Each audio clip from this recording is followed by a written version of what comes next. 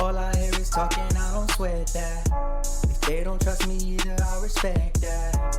If she be down the ride, oh, I'll bet that. Ooh. Good morning, good afternoon, good evening. My name is J.H. How y'all doing, Postal family? Is everybody good? Is everybody cool? Everybody clean? Are you crisp? Are you feeling irie today? Let us chat, let us chat, let us chat. First, I would like to apologize about the sound issues.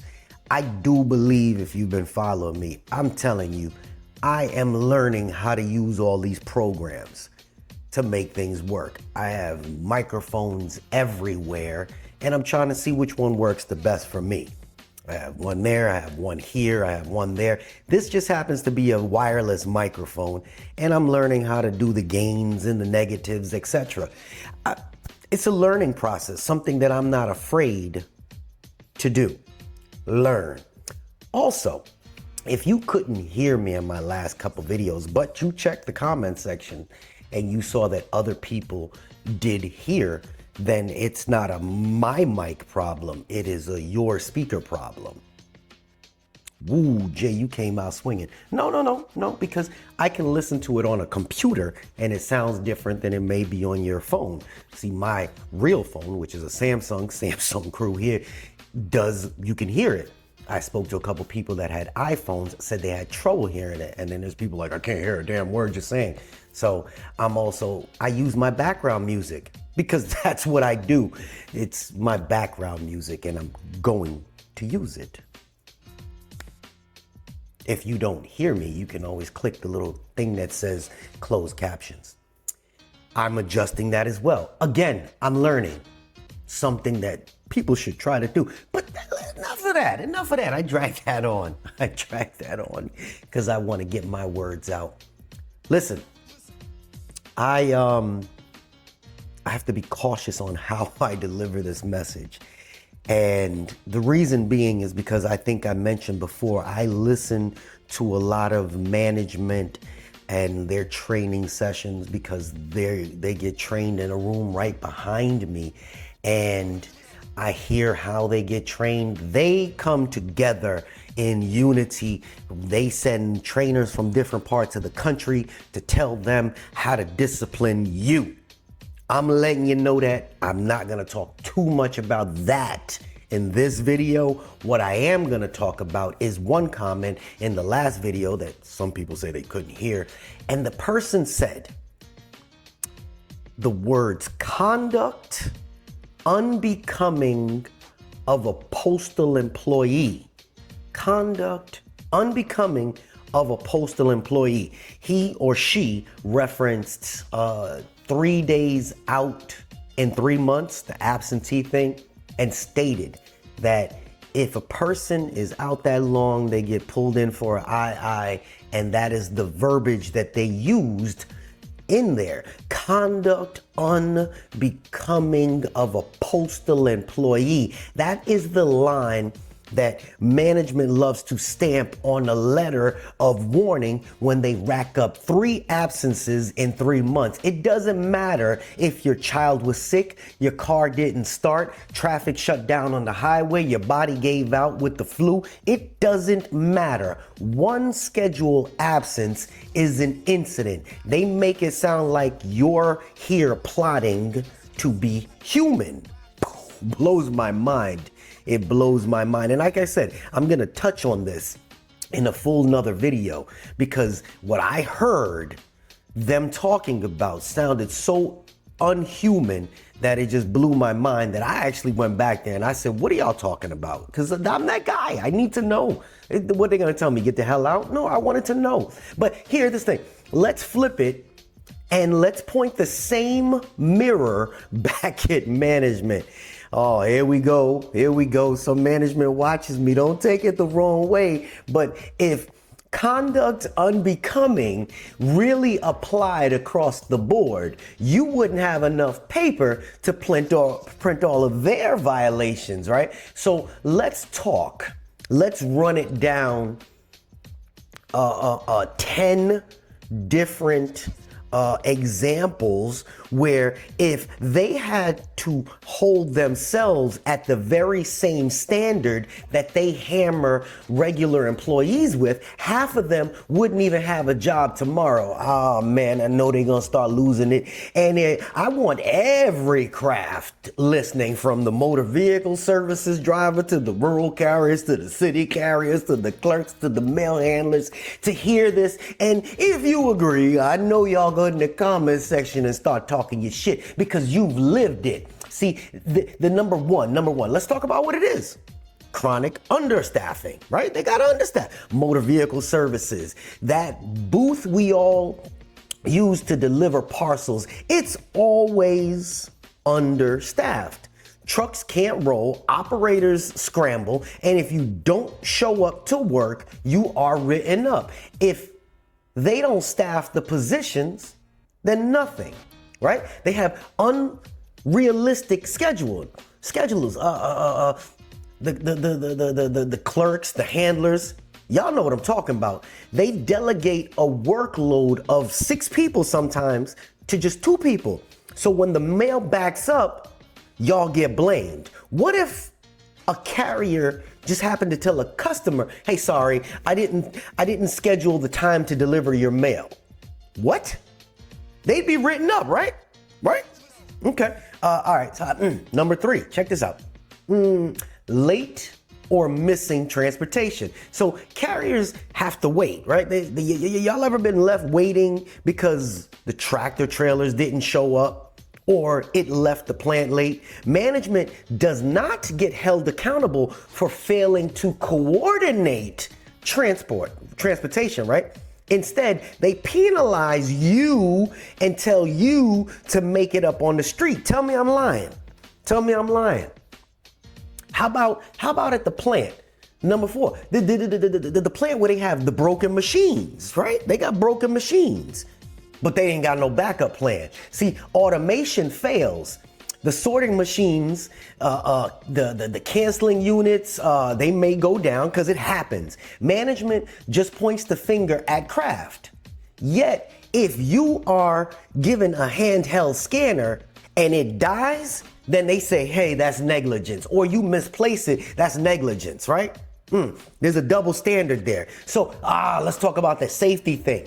It's number 5, the safety hypocrisy. They preach safety first while sending drivers out in unsafe trucks. Carriers are told to hydrate, but they still get the heat-seeking contract when they pause to breathe, right? They get all of a sudden, hey, what are you doing? Idle time. We gotta keep moving. I've read some of the messages that come through from management saying, hey, it isn't any hotter than it was last year. So let's get it going, all right? We need you back in 8. What? What? But if an employee skip the safety talk, it's discipline. But when management ignores real hazards, it's crickets, right? How about number 6? Time fraud, right? Craft employees can't be 1 minute late clocking in. Yet a supervisor vanishes for hours. They go out drinking. They go in the parking lot. Hey, let's call it what it is. Management be out in the parking lot fucking as well. Management be out in the parking lot smoking weed as well. Management be disappearing because they have real life issues as well and then show back up. They got other managers covering their ass. I'm calling it what it is. Oh, Jay, you pissing them off. That's what I do. Piss people off. But when they ignore their own duties, nobody gets written up, right? Moving the goalpost.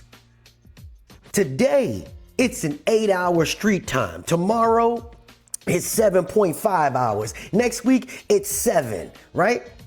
If a craft employee changes their story so crazy, they'd be called deceitful. But for management, it's flexible planning, right? How about favoritism and retaliation? Clerks, mail handlers, carriers, We all seen certain employees get cushy with management, get the good assignments, while others get buried. You speak up, your leave is denied. They gonna throw down that 3971. Oh no, I don't know where it is. Your hours, they play with them. The surveys that nobody should be doing, they go missing. If a craft did that, there's EEO charges, right? Management turns around and does that to you. Y'all ain't see that yet? Probably. How about when management fails to protect employees? Y'all been seeing all the news articles within the last 3-4 years about the keys, right? Carriers walking in 110-degree weather. It's not a lie because they're bringing their thermometer. I'm looking for a thermometer. There's no thermometer here. A thermometer, and they sit them inside the vehicle, right? And then they tell you you're responsible for water. MVS drivers, they stuck because they can't get into certain gates because the gates are broken. I know about this because I've been there. They don't have an option of a restroom because we're technically not supposed to be going into the stations. The clerks get cursed out and supervisors, they go hide in the office. If a craft ignored our duty, we'd be fired. When management drops the ball on protection, there's nothing happens to them. How about the main thing? Lying on their reports. The mail is current. Routes are fair. Lies. They are fully staffed. That's a lie. They cook the numbers. We know they cook the numbers to make their bosses happy because that's how they get their bonuses. I get it. But if a craft employee messes up with his data, he didn't scan one, I know I did it. I forgot to scan one placard because the mail handlers put 2 placards on top of each other instead of putting them side by side. They condensed the box. Anyway, I didn't scan one placard. They won't pull me in the office. But if a craft employee messed up with that data, they consider it falsifying, right? Misconduct, right? Yet these lies tend to be standard operating procedures. And let me pull something up real quick. Y'all bear with me. I was reading something. All right, here we go. These are real receipts from OIG reports. Number 1, this is the Office of Inspector General. These are the ones that actually monitor the post office, inside the post office. They had canceled trips and costly delays in, there's a fiscal year something peak season. USPS canceled 13,875 transportation trips. It costs $8.8 million. That's poor planning, but who gets written up? Management canceled it, okay? Number 2, in St. Louis, 2.5 million pieces of mail were delayed in just 2 days due to staffing shortages, poor oversight, sorting inefficiencies, and only 39% of preventative maintenance completed against the 90% target. In Louisville, over 110,000 pieces of mail delayed. The OIG found 112,864 pieces of delayed mail, some dating back to January, along with staffing shortages and safety security concern across 4 USPS sites. Vehicle disposal and modernization failures. USPS lost over close to $500,000 in revenue due to ineffective disposal of old delivery vehicles and had $39.3 million in questioned costs related to PVS operations, staffing grievances, and unauthorized overtime. Again, this is on the OIG website. Mail theft prevention ignored. In Houston, revealed missing arrow keys, outdated security locks, and 7,300 mail theft complaints. But boxes and system labeled complete were not even installed. Ain't that about a bitch? That's just 5. I'm not gonna go through this whole list, but hold on, let me get my damn other screen back up so I can see myself. All right, cool. Now, all the while, all that shit there, I don't know if you still with me, all the while, all that shit that's costing them significant money, an absence, one absence equals an incident. Ain't that some shit? A letter of warning. It's not about fairness here. It's about control. Let's keep it real. But if the conduct unbecoming actually stuck where it belongs, on planning, on fairness, on leadership, half of them would be collecting unemployment. I hope I didn't hurt nobody's feelings. So the next time you get that letter, remember, it is not your absence. It's their absence of accountability. You hear me? Now, again, let me be clear. This does not apply to all management. So